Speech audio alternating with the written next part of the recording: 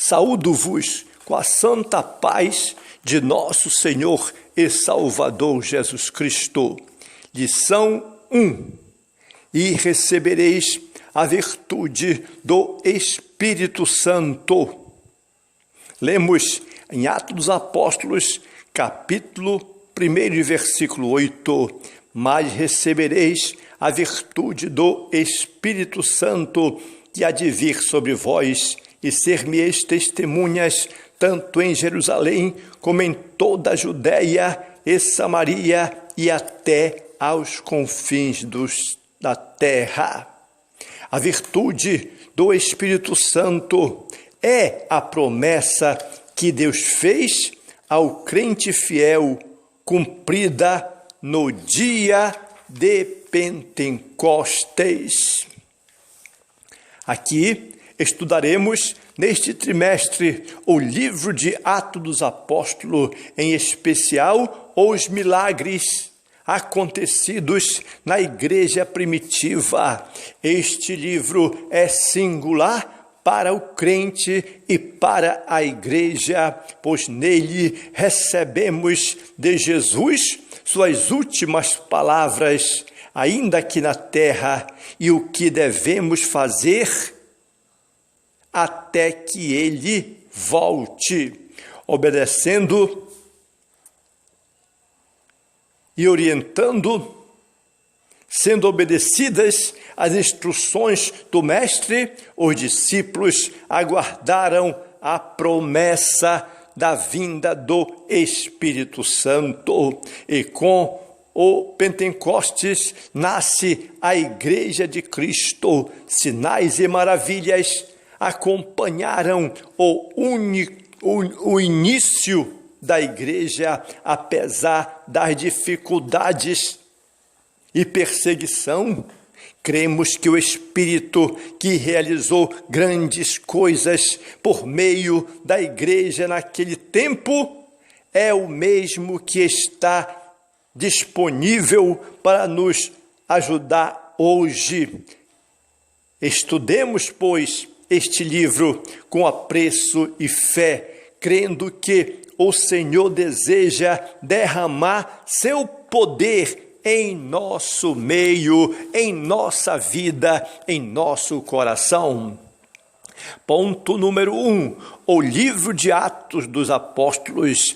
Aqui podemos perceber, em primeiro lugar, os aspectos gerais, porque Atos dos Apóstolos retrata o início da igreja a partir da descida do Espírito Santo. O livro registra a promessa de que Jesus voltará, mas essa promessa mostra algo que precisamos e que precisava ser realizado pelos seus próprios discípulos antes do seu retorno. A expansão do Evangelho em Jerusalém e até aos confins da terra. Para contribuir de modo efetivo com a expansão do Evangelho, os discípulos poderiam contar com a capacitação proveniente do Espírito Santo, além da operação de milagres que glorificaria o nome do Senhor Jesus Cristo. Alguém já sugeriu que o nome do livro poderia ser Atos do Espírito Santo, em virtude da sua atuação constante por toda a obra. Os personagens principais do livro são Pedro, Filipe, Estevão e Paulo. Esses homens foram poderosamente usados por Deus para a expansão do reino de Deus aqui na terra. 2, podemos perceber o gênero literário deste livro. O livro de Atos dos Apóstolos é uma continuidade de um dos 4 evangelhos, a saber, ou de Lucas. Na verdade, o Evangelho de Lucas e Atos são 2 volumes de uma mesma obra. e demonstra no início dos 2 livros, nas dedicatórias e na referência ao primeiro relato em Atos dos Apóstolos, capítulo 11. Os outros evangelhos não relatam muito sobre o que ocorreu depois da ressurreição de Jesus Cristo, mas apenas Lucas nos dá mais detalhes, como a ascensão e o que seguiria. Isto nos mostra que o autor de Lucas, o mesmo de Atos, está interessado no que acontece depois e vai abordar isso no livro de Atos dos Apóstolos. 3. A autoria e data deste livro. Podemos perceber que o autor do livro de Atos e Lucas, o mesmo que escreveu o terceiro evangelho,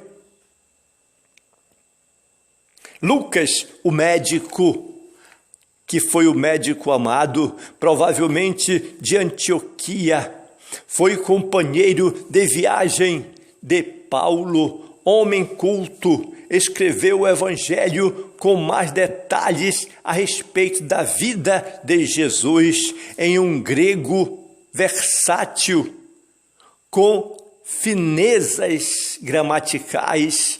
Embora não tenha sido um apóstolo, nem tenha conhecido a Jesus pessoalmente, seus escritos são fortes de uma acurada investigação de tudo desde o princípio, como ele mesmo diz em Lucas, capítulo 1 e versículo 3.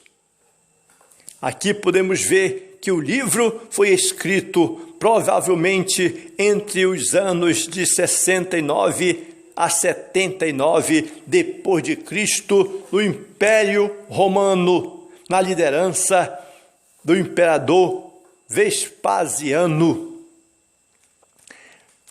Ponto número 2, a promessa da vinda do Espírito Santo. Podemos perceber, primeiro, que a promessa foi feita no Antigo Testamento. Deus já havia falado séculos antes, por meio do profeta Joel, que derramaria seu espírito sobre toda a carne. Os filhos e filhas profetizariam, os velhos sonhariam e os jovens teriam visões. Sobre servos e servas depois derramaria do seu espírito. Isso aconteceria depois, ou seja, nos últimos dias. Estes últimos dias iniciaram-se justamente com a vinda,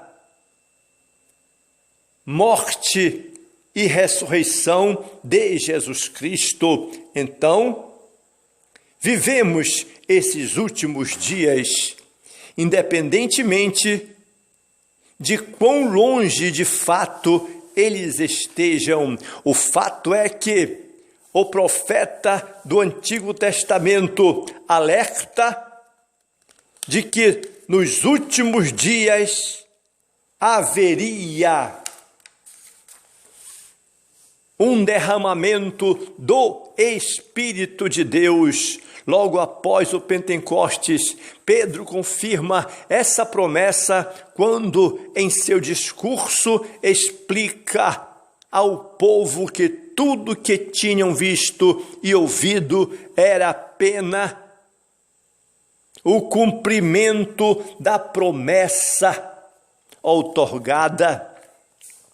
2. Em segundo lugar, podemos perceber a promessa feita no Novo Testamento, quando João Batista apareceu em cena, falando do seu propósito, deixou claro ao povo que ele batizaria com água para o arrependimento, mas aquele que viria depois dele batizaria com o Espírito Santo e com fogo. Quando Jesus foi até João para ser batizado no Rio Jordão, o Espírito Santo desceu sobre ele em forma corpórea, como uma pomba. Jesus também fez menção da descida do Espírito Santo quando estava no último dia da festa dos tabernáculos. Nesta ocasião, ele fez um convite a todos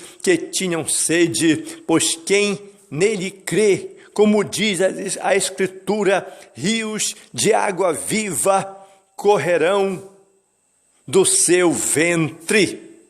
Jesus estava se referindo ao Espírito Santo, pois ele ainda não havia sido glorificado. Deus cumpre suas promessas e sua palavra não falha. Em terceiro lugar, orientações sobre o cumprimento da promessa. Aqui percebemos que no início do livro de Atos dos Apóstolos, o autor narra que Jesus, depois de ter ressuscitado, apresentou-se aos apóstolos com muitas provas incontestáveis e falou a respeito do reino de Deus, determinando que não se ausentassem de Jerusalém até que a promessa do Pai se cumprisse. Jesus deu uma ordem e a obediência é sempre necessária para que as suas promessas se cumpram em nossas vidas, como aconteceu com aqueles discípulos de Jesus, mediante a orientação de Jesus aos seus discípulos para que ficassem na cidade de Jerusalém até que fossem do alto revestido de poder. Os discípulos perguntaram se era naqueles tempos que Jesus restauraria Israel. Não entendendo a amplitude da promessa, não era sobre quando, nem apenas sobre Israel. Então Jesus explica que a promessa não era sobre ficar especulando tempos e datas, mas se tratava de poder para testemunhar as boas novas até aos confins da terra. Ponto número 3, o propósito da promessa. Em primeiro lugar, a promessa foi outorgada, era poder para testemunhar. O próprio Jesus deixa claro aos seus discípulos que a virtude, o poder do Espírito Santo que receberiam era para conceder poder para testemunhar.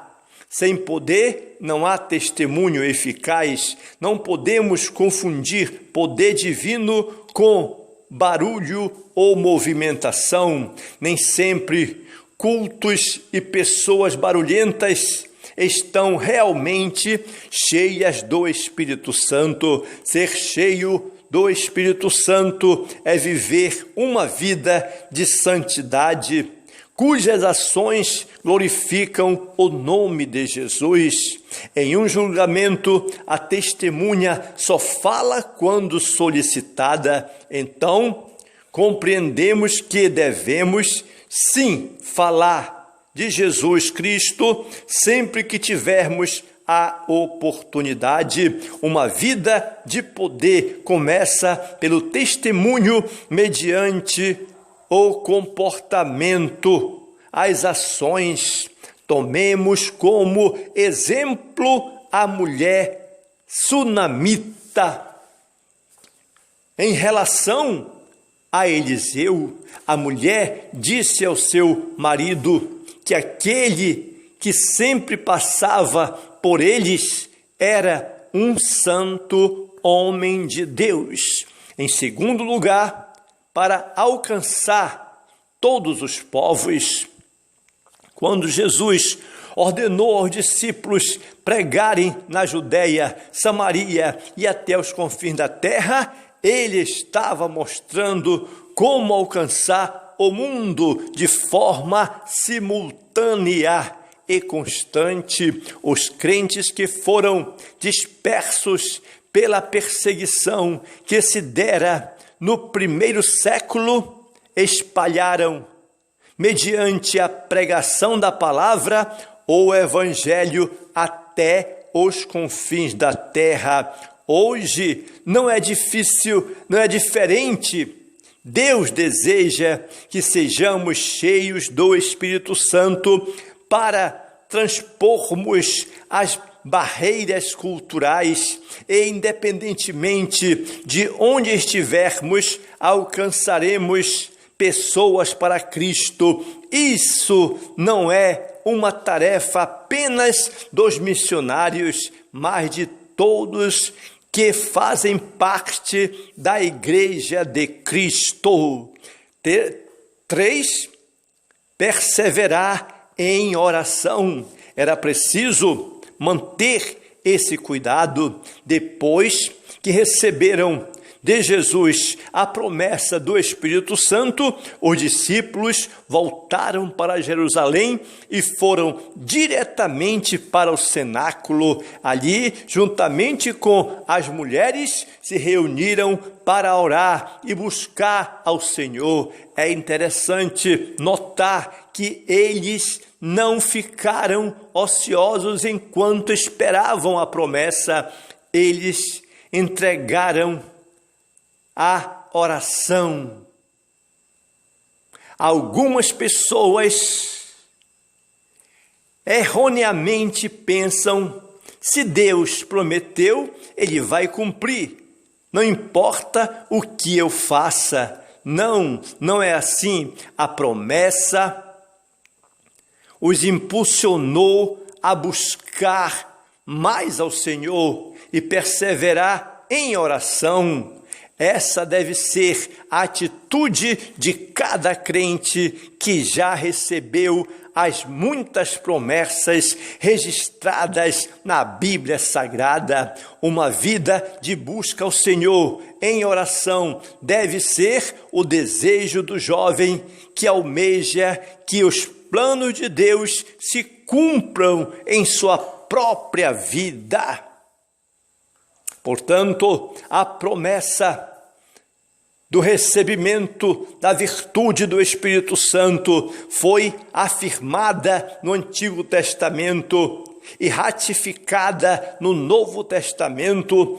Tal revestimento de poder não foi somente para as pessoas nos dias de Jesus, mas para todos que creem até os dias de hoje. Deus deseja que recebamos essa virtude para sermos suas testemunhas até os confins da terra.